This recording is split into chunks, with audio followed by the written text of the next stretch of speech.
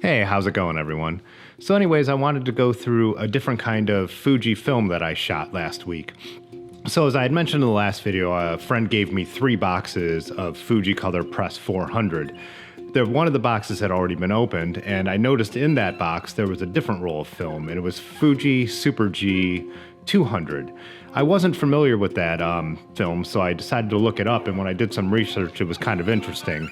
So Fuji Super G was replaced by the Fuji Superior line in 1998. I'm guessing it actually stuck around a little longer. Maybe they just stopped manufacturing and announced the discontinuation. But regardless, that's what happened. So Superior came out because what they did was they added a 4th layer, the cyan layer, and the goal with that was to increase its performance under fluorescent light. And this was also to compete directly with Kodacolor, and then later what Kodak replaced with Gold and Ultramax, which were 4-layer films. So kind of interesting. Super G is supposed to be the precursor and fairly similar. The other thing when I was doing some Fuji research on their C41 color negative films was all that Fuji Press 400 I have is actually the same film as Superior. The thing that makes it a professional film is the way it was handled. So Fuji basically guaranteed that from the time they manufactured it until the time it landed in the photographer's hands, it had been refrigerated at the right level and that too much time did not pass. So basically it was just the handling that you were paying extra for to make it a professional film. It was the emulsion was identical. So I just found that kind of interesting. And it reminded me of a story that Rick had told me, and he's the guy I bought the studio off of, and I met because I used to do assistant work for him on his commercial photo shoots. He was saying how one time he had a client looking at his line items on the invoice and was like, why am I paying so much for this film when I know I could get it off the shelf for, say half that price? I can't remember exactly what his difference was. And part of it was like he was saying, the way he handled the film, the way he bought film in the big batches to make sure that for a shoot he had the same, had it from the same batch so there'd be no color difference and all that. It takes labor, it takes time, it takes refrigeration. So he explained that to her, and then he told me the most ironic part of the story is this client happened to be a hospital. They charge you way more for, say, any medication that you could get over the counter at the pharmacy. And he said it was think about it, it's the same thing. Why are you charging me this much for a Tylenol? It's because you have labor involved, you have refrigeration and security involved and all that. It's the handling that you're paying for when you get it from the hospital. So just a couple things I found kind of interesting about the Fuji lines of film. Anyway, so I wanted to get into what I shot with this roll, and it turned out kind of interesting, a little different than I expected.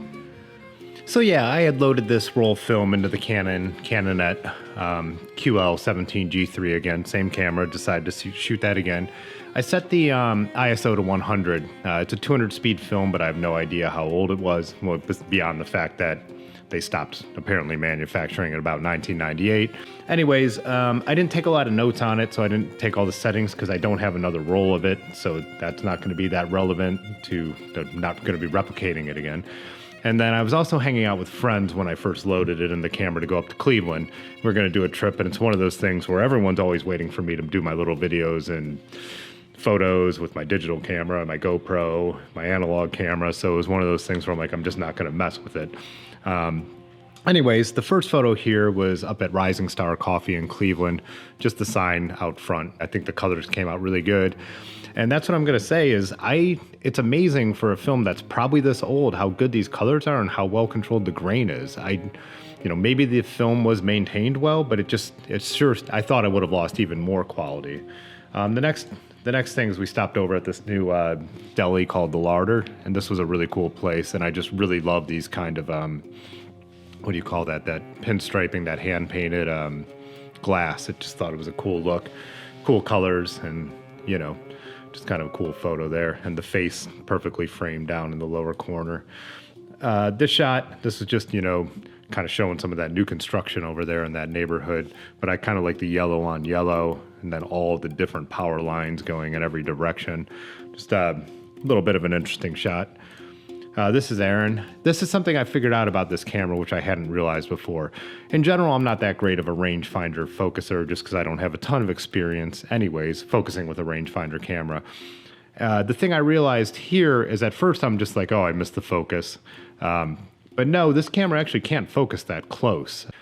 Interesting, the bokeh in the background. It's definitely not the smoothest when you look at those string lights in the background. Everywhere we went had this really great light, and I took a lot of great portraits and photos with my digital camera that day too, because everywhere we went it was just really pretty. And then, so this is a picture of the museum. I thought it was the atrium. I thought it would look really cool at this time of day, and I do like this shot.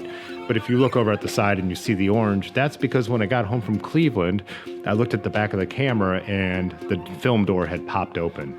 As I had mentioned in my how to change light seals video, how when you first do them, the camera's a little tight, because the seals are not quite pushed in yet. And I think it's almost adding a tiny little bit of spring loading there. So who knows, from a whole day of bouncing around and having it in a bag and, having some drinks, maybe I bumped it. But so it had popped open. And so here you could see the next shot. And there we're really got a lighting effect. It looks like we're looking at that old Hipstamatic app for, the iPhone. But I was really surprised because I only ended up losing, I think, about 3 or 4 shots and then a couple more because the counter started over and I had to advance it to get the camera to work again. And so I was talking to the lab and he was like, yeah, you really get saved by the anti-halation layer where light really doesn't get through there very fast. He said if it's open for a long time, the film door, then, all those shots you've already taken will get ruined. But in this case, only what was exposed in the back got ruined. In the shots that were wound up, you could see, this is the last one where you could see something, but the ones before that didn't get ruined. And I guess I was kind of surprised by that. And this next shot, then I got out and I went for a bike ride, and I was kind of down on the roll after seeing that and thinking I had already ruined everything. And I'm like, well, I'll go out for a ride and finish off this roll and get it developed and switch to something else. This is a photo of the Bowery. It's a project they're finishing downtown Akron. Just, I don't know, kind of a documenting shot there, but there are some cool colors. This is the towpath at Summit Lake. One of those shots where I just like the leading line. I knew the light was going to be pretty good as I was heading out on my bike. And here is my bike, speaking of. This is a little abandoned railroad bridge that I like to head to. Kind of a cool scene. And again, look at how nice the colors are. I'm just impressed. And the grain is under control. Not that you could really tell that on YouTube or video, but it's kind of cool. Then this one came out with kind of that bluish color, but the red on the bike looks really nice. Yeah. So that's the towpath bridge that was in the earlier shot down below, and up front is this wreck of these 2 old train lines that, haven't been open for years, but it's kind of a fun place to go and take some photos and hang out. Do kind of like that shot. It's kind of interesting. Just again, look at the clouds and the sky and just kind of the old building, kind of a cool looking shot. Looking across all the train bridges. The ones farther away are actually still active rail lines. Just another perspective of that, getting the bridge in there with the buildings in the background. Kind of cool, orangish vibe to the whole entire thing. This is looking the other way down the tracks, and I did not cross the tracks. I did not walk on the tracks. But anyways, with that other kind of plan in the background and the curving, swinging lines with the light hitting the train tracks just right. Another shot of the bike in front of the abandoned bridge. I love the way the rims, those silver rims I have on that, are catching the light.